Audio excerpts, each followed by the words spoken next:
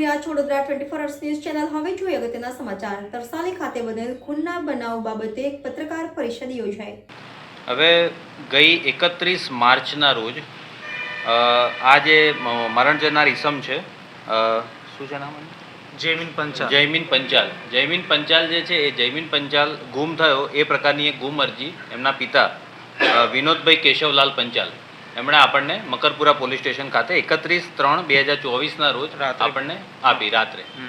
હવે એમનું જણાવવું એવું હતું કે 31 તારીખે બપોરે 2:30 વાગે એમનો દીકરો જયમીન પંચાલ જે મરણ જનાર છે એ એમના ઘરે જ હતો, એમની સાથે હતો, ચા પીતો હતો. ચા પીતા પીતા એને ફોન આવ્યો અને એ નીકળી ગયો. ત્યારબાદ ફોન આવ્યો તો સતીશ વસાવાનો. તો સતીશના ઘરે જઉં છું અને સતીશના ઘરેથી પછી બારોબાર હું મારા ઘરે જતો રહીશ, કારણ કે આ જે જયમીન પંચાલ છે એના માતા પિતાથી અલગ રહેતો હતો. એટલે આવું જણાવીને એના પિતાને મળીને છૂટો થયો છે. ત્યારબાદ આ એમના પિતા, માતા અને જે જયમીન પંચાલ છે એની વાઈફ એ બધા સતત એમને ફોન કરતા હતા. રાત સુધી એનો ફોન સ્વિચ ઓફ આવતો હતો, ફોન લાગતો નહોતો. એટલે અમને શંકા ગઈ, એમણે શોધખોળ કરી. તો સતીશ વસાવાના ઘરે પહેલાં શોધખોળ કરી. સતીશ ઘરે નહોતો એટલે તરસાલી બસ સ્ટેન્ડની પાસે એને મળવા ગયા. સતીશ એવું જણાવ્યું કે મને મળવા આવ્યો હતો પણ મળીને મને જતો રહ્યો. આ ગુમ અરજીની તપાસ મકરપુરા પોલીસ કરી રહી હતી.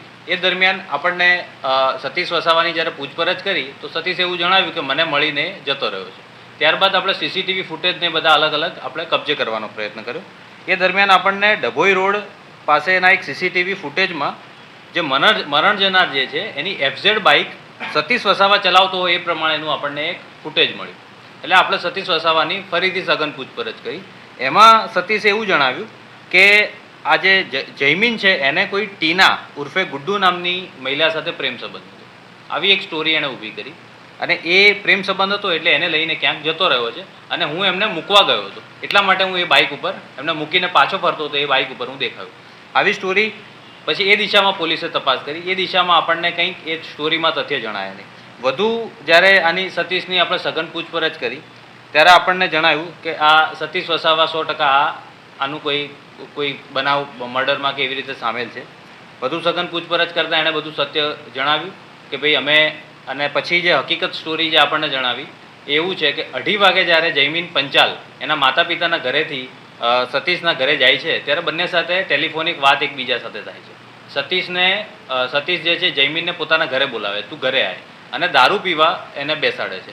દારૂ પીને જ્યારે વધારે નશામાં ધૂત થઈ જાય છે જયમીન, ત્યારે પછી એને ઓશિકુથી દબાઈને એનું મોં સ્ટ્રેંગ્યુલેશન, એના મોં દબાઈને એને મારી નાખે છે. ત્યારબાદ એ બોડી લઈને, હવે અત્યારે હાલ જે આરોપી છે સતીશ વસાવા એવું જણાવે છે કે એની માતા એ રૂમમાં નહોતી, બીજા રૂમમાં હતી. અને એની માતા જ્યારે આ મર્ડર કર્યા પછી એની માતાને જણાવે છે તો એની માતા શરૂઆતમાં આનાકાની કરે છે, પછી એની માતાને કન્વિન્સ કરે છે આરોપી, અને બંને એ બાઇક FZ બાઇક ઉપર, મરણ જનારના FZ બાઇક ઉપર આ બોડી લઈને રાઘુપુરા અને કુંઢેલા ગામની સીમની વચ્ચે આ કેનાલ, માઇનોર કેનાલની અંદર આ બોડી નાખી દે છે. એટલે બાઇક ઉપર આ બોડી લઈ જાય છે, બોડી નાખી દે છે. ત્યારબાદ આરોપી હાલ એવું જણાવે છે કે થોડેક આગળ જઈને એણે એના જે આધાર કાર્ડ છે, એના બીજા જે ડોક્યુમેન્ટ છે એ પણ કેનાલમાં નાખી દીધા અને નંબર પ્લેટ તોડીને પણ એણે નાખી દીધી છે. તો એ બધું હજુ આપણે રિકવર કરવાનું બાકી છે. ત્યારબાદ એનું જે બાઇક છે એ રિકવર આપણે હજુ કરવાનું બાકી છે. આરોપીએ જણાવ્યું છે ક્યાં મૂક્યું છે એનું બાઇક, એ આપણે રિકવર કરીશું. ત્યારબાદ જે આ આરોપી છે આરોપી ખૂબ દેવામાં ડૂબી ગયેલો. અને આપણે જો મર્ડર કરવાનું કારણ જો આપણે તપાસ કરીએ તો આરોપી સતીશ વસાવા એ પહેલાં જીમ ટ્રેનર હતો. બોડી ફેક્ટરી જીમ છે તરસાલીમાં, ત્યાં એ જીમ ટ્રેનર હતો. ત્યારબાદ એણે જીમ પોતે ચલાવવાનું શરૂ કર્યું. એની પાસેથી, ઓનર પાસેથી ભાડે લઈને પોતે જીમ ચલાવવાનું શરૂ કર્યું. અને એમાં એને ઘણું દેવું થઈ ગયું, લગભગ 7-8 લાખ રૂપિયાનું.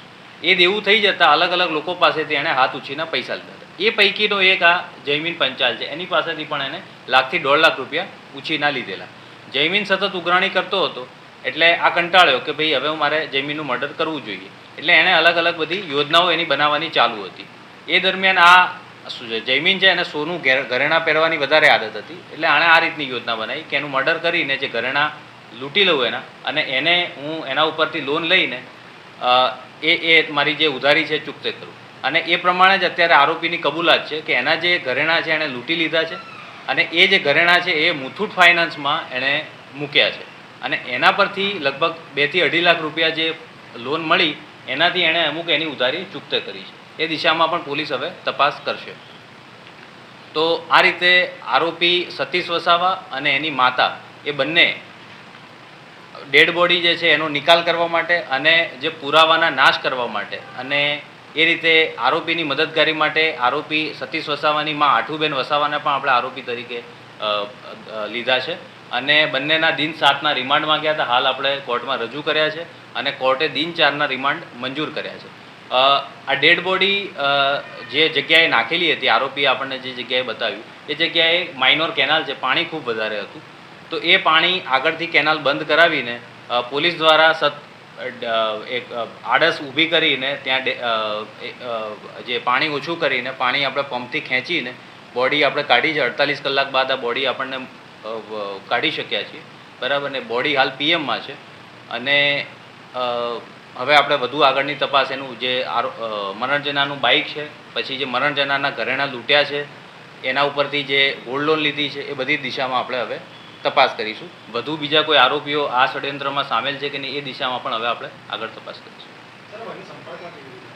જીમથી સંપર્કમાં આવ્યા. જે બોડી ફેક્ટરી જીમમાં આ જે આરોપી છે સતીશ વસાવા એ ત્યાં નોકરી કરતો હતો અને જયમીન ત્યાં જીમ જતો હતો. એટલે ત્યાંથી એ બંનેનો પ્રાથમિક સંપર્ક થયો અને પછી આવી રીતે પૈસાની લેવડ દેવડ એમને ચાલતી હશે. એટલે સતત આપણે જ્યારે આરોપીની સઘન પૂછપરછ કરતા હતા, આરોપી જ્યારે કોઈ પણ નિવેદન આપે તો આપણે એને ક્રોસ વેરીફાઈ પણ કરતા.